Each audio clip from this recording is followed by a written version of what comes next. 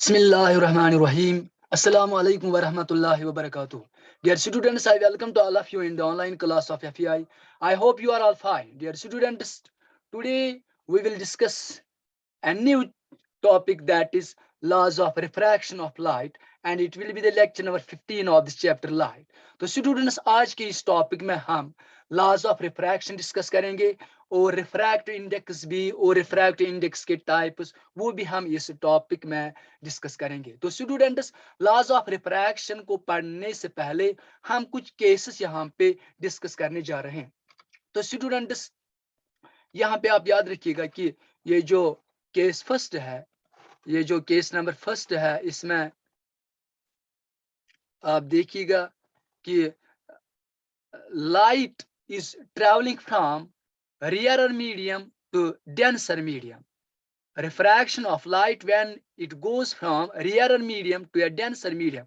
यहाँ पे ये ए ओ जो रे है ये इंसिडेंट रे है और ये ईयर से आती है and it enters to the denser medium that is glass. तो स्टूडेंट्स, यहाँ पे दो मीडिया की बात है कि एक है रियर मीडियम और दूसरा है डेंसर मीडियम। तो रियर मीडियम क्या होता है? वो मीडियम जिसमें स्पीड ऑफ लाइट मोर होती है और डेंसर मीडियम वो मीडियम है जिसमें स्पीड ऑफ लाइट कम होती है। तो now light is travelling from rarer medium to denser that is air to glass. तो स्टूडेंट्स, यहाँ पे जो रिफ्रैक्शन इस रे को होता है, incident ray undergoes when the incident ray falls या enters to this glass, it suffers refraction. This OB represents refracted ray and it bends towards the normal. तो स्टूडेंट्स याद रखिएगा, when the ray travels from rear medium to denser medium, it bends towards the normal. तो ये point आपको याद रखना है कि जब इंसिडेंट रे ट्रेवल करती है रियर मीडियम से डेंसर मीडियम की ओर, तो refracted ray bends towards the normal. तो स्टूडेंट्स, यहाँ पे इंसिडेंट रे एंगल बनाते हैं नॉर्मल के साथ eight the point of incidence. Point of incidence यहाँ पे मैंने ओ से रिप्रेजेंट किया है। तो इस एंगल को, the angle which the incident ray makes with the normal is known as angle of incidence, and this refracted ray OB makes the angle with the normal, and this angle is known as angle of refraction. So students, now refraction of light when it goes from a denser medium to a rarer medium, जब incident ray यानी जब light travel करती है denser medium से rare medium की ओर, तो यहाँ पे ए ओ ये इंसिडेंट रे है लेकिन ये डेंसर मीडियम में है, ये गिलास स्लैब में है। तो ये ट्रेवल करती है denser medium to rare medium, that means glass to air. O B represents the refracted ray. तो आप देखिए ओ बी ट्रेवल जो रिफ्रैक्टेड रे है, it bends away from the normal. तो ये भी आपको याद रखना है ये केस भी कि जब लाइट ट्रेवल करती है डेंसर मीडियम से रियर मीडियम की ओर, तो refracted ray bends away from the normal.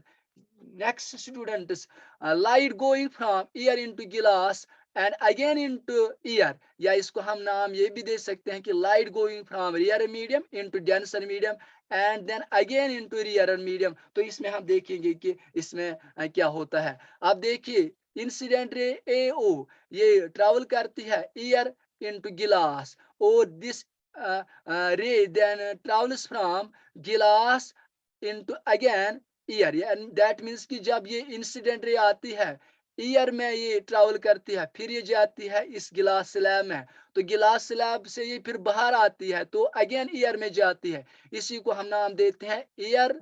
The incident ray travels from air into glass and then again into air, that means rare medium to denser medium and then again into rear medium. तो ये देखिए A O represents the incident ray, this P Q R S represents the glass slab, AO represents incident ray, this OB represents refracted ray, और ये जो BC है ये emergent रे कहलाती है। और ये इमर्जेंट रे जो एंगल बनाती है इस नॉर्मल के साथ, इसको एंगल ऑफ इमर्जेंस कहते हैं। तो स्टूडेंट्स यहाँ पे और एक पॉइंट आपको याद रखना है, ये जो ओरिजिनल पाथ है इंसिडेंट रे की, इसको मैंने यहाँ से यहाँ डॉटेड पॉइंट से इसको मैंने प्रोड्यूस किया है। तो स्टूडेंट्स जब ओरिजिनल इंसिडेंट रे की पाथ को हम प्रोड्यूस करते हैं और ये जो इमर्जेंट रे है ये आपस में पैरेलल बनते हैं।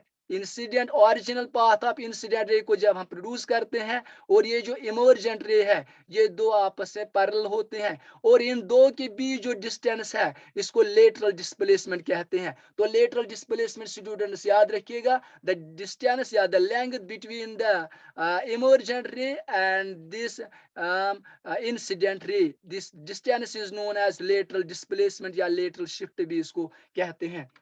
तो स्टूडेंट्स, लाइट फॉलिंग नॉर्मली और perpendicularly on a glass slab, जब इंसिडेंट रे फॉल होती है गिलास स्लैब पे परपेंडिकुलरली एट राइट एंगल पे, तो इसको it does not suffer any refraction, it passes in the same straight path, तो इसको बेंड नहीं होता है। तो यहाँ पे और एक केस हमें याद रखना है कि जब रे ट्रेवल करती है एक मीडियम से दूसरे मीडियम की ओर, लेकिन अगर ये परपेंडिकुलरली फॉल होती है एट राइट एंगल पे फॉल होती है तो इसमें इस रे को रिफ्रैक्शन नहीं होता है। Now students, there are two laws of refraction of light, first law and second law. First law के मुताबिक क्या है, this law states that the incident ray, the refracted ray and normal at the point of incidence all lie in the same plane, यानी जो incident ray होती है, refracted रे होती है और नॉर्मल जो होता है at the point of incidence, they all lie in the same plane. यहाँ पे देखिएगा students, A O incident ray, O B refracted ray and this N O N dash represent is the normal, तो this all lie in the same plane. तो यही first law है। तो second law क्या है, second law gives the relationship between the angle of incidence and the angle of refraction, और ये जो सेकंड लॉ है इसको फर्स्ट ऑफ ऑल इसको डिस्कवर या प्रूव किया गया, प्रूव किया एक साइंटिस्ट ने जिसका नाम था सिनेल। तो स्टूडेंट्स, इस लॉ को सिनेल्स लॉ भी कहते हैं, and it was discovered in 1621, this was discovered by Snell, hence second law of refraction is also known as Snell's law. तो स्टूडेंट्स याद रखिएगा कि इस लॉ के मुताबिक क्या है, according to this law the ratio of sine of angle of incidence to the sine of angle of refraction is constant for a given medium, यानी जो ये जो साइन है यहाँ पे और ये जो एंगल ऑफ इंसिडेंस, ये तो हमने पढ़ा है एंगल ऑफ इंसिडेंस क्या होता है, जो इंसिडेंट रे बनाते हैं नॉर्मल के साथ, और एंगल ऑफ रिफ्रैक्शन क्या होता है, जो एंगल रिफ्रैक्टिव रे बनाती है नॉर्मल के साथ, उसको एंगल ऑफ रिफ्रैक्शन कहते हैं। और ये जो साइन है स्टूडेंट्स, ये साइन क्या है, ये ट्रिग्नोमेट्रिक रेशियो है एंगल्स का। तो students, sine of angle of incidence to the sine of angle of refraction ये कांस्टेंट है फॉर ए गिवन मीडिया। तो student, sine I represent sine of angle of incidence and this sine I represent sine of angle of refraction, और ये equal होता है constant.